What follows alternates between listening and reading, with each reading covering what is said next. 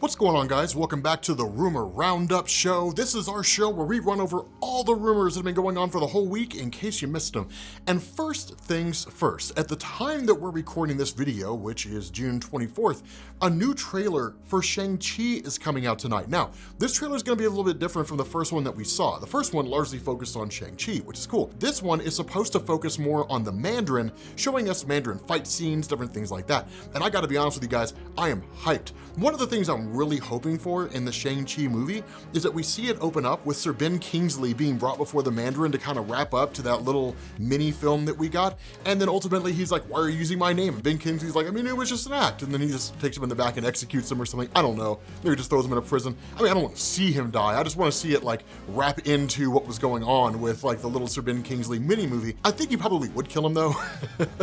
The Mandarin strikes me as a person that would probably execute a person who was using his name like that. It just seems like something he would do.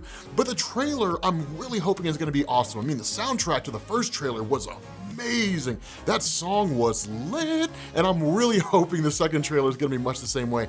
I think it'll be like Wonder Woman, where it's basically just the same song, maybe a little bit of a different version of it, or maybe the same version, maybe a different song, I don't know. But ultimately, it's gonna be cool. I gotta say, I'm loving seeing Shang-Chi. He's not really the most powerful character in Marvel Comics, but he's one of these characters with a really, really interesting backstory depending on how you approach it. And some of the roles he's had over the years in Marvel Comics have been really, really cool. He was part of Heroes for Hire. He was in Jonathan Hickman's Avengers: The New Avengers and gained the power to basically duplicate himself. He taught Spider-Man his own martial arts style called the Way of the Spider. This guy is kind of like one of the go-to guys when it comes to like fighting styles and so on. He's a really cool character. So I'm very excited to see what this new trailer is going to give us. Now, moving away from the Marvel Cinematic Universe for a quick second, the Steam summer sale is on. Yes, it is. It actually started, I think, yesterday. But for those of you guys who aren't familiar with this, Steam is basically the main gaming platform for PC gaming. I mean, you have Origin, you have a few others, everything like that, but Steam is the one that pretty much everybody uses. And they have these summer sales that go on every year, which in recent years have kind of sucked. They used to be awesome. But the Steam summer sale is awesome. I'm excited to see that it's here. And I got to go through and peruse a whole bunch of different games. So I'm going to post my Steam code up here on the YouTube video.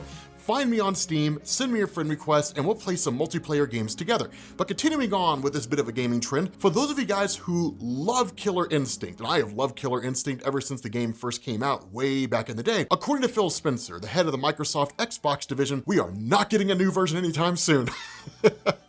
And I feel like a lot of you guys are gonna be really disappointed by that. I know I am. Killer Instinct is one of those classic fighting games. If you guys aren't really familiar with Killer Instinct, that was one of those games that was predicated on the success of classic fighting games like Mortal Kombat, Street Fighter, which have long since had a role in the gaming community. But Killer Instinct was very similar to that. It was very, very cool when it first came out. And it has a huge following, right? The people who are followers of it are die hard, right? They are extreme.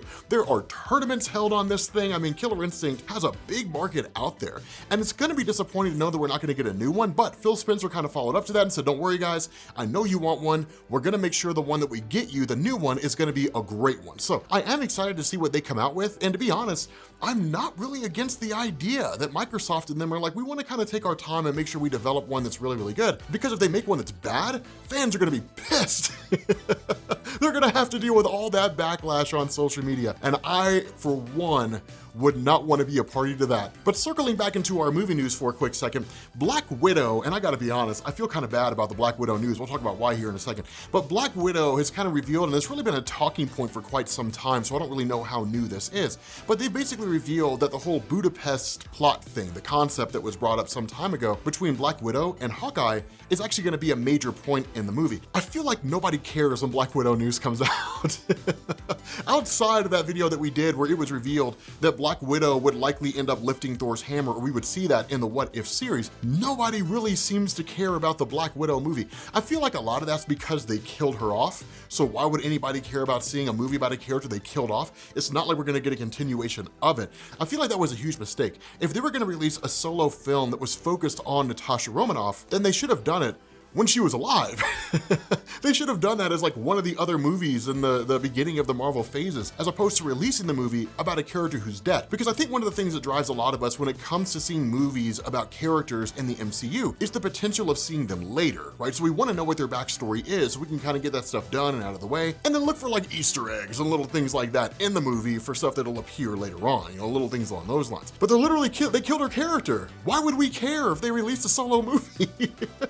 Why would it matter to us, right? So I don't know. Let me know what you guys think down in the comments, whether or not you care about the Black Widow film, because I know some people are going to say yes, but I feel like a lot of people are going to be like, not really.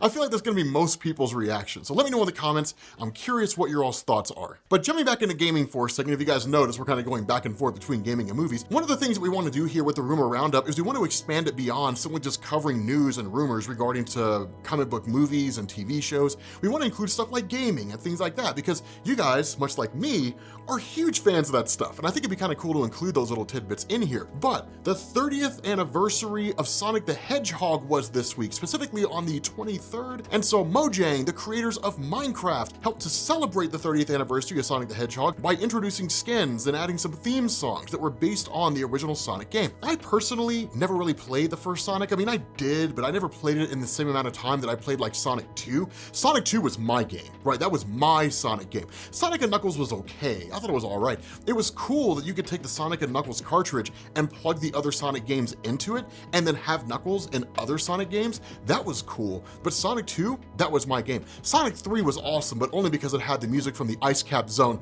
You guys know what I'm talking about. You guys know exactly what I'm talking about. But we thought it was just a cool little bit of news to drop here, right? That Sonic is so world renowned that other games are celebrating the anniversary of one of the most significant side scrollers in the history of the video gaming industry by doing their own little tributes. That's cool. I love that. It's one of the great things about the gaming community is everything seems to be so tight-knit among developers, because a lot of the people who develop these games that exist now started playing games like Sonic the Hedgehog and Street Fighter and Mortal Kombat and Super Mario. So it's cool to see that they're kind of paying homage to the things that got them into the genre that they're in by putting little Easter eggs and little moments and celebrations and so on and so forth. But our final little bit of news here for the Rumor Roundup this week comes in the form of news that we got about SpiderWoman. Yes, the project that is largely being headed up by Olivia Wilde. I've been a fan of Olivia Wilde ever since the TV show House. But what we found out here is that the SpiderWoman movie is actually going to focus on Jessica Drew. Jessica Drew is the original Spider-Woman. She appeared back in 1977 in Marvel Spotlight number 32. Do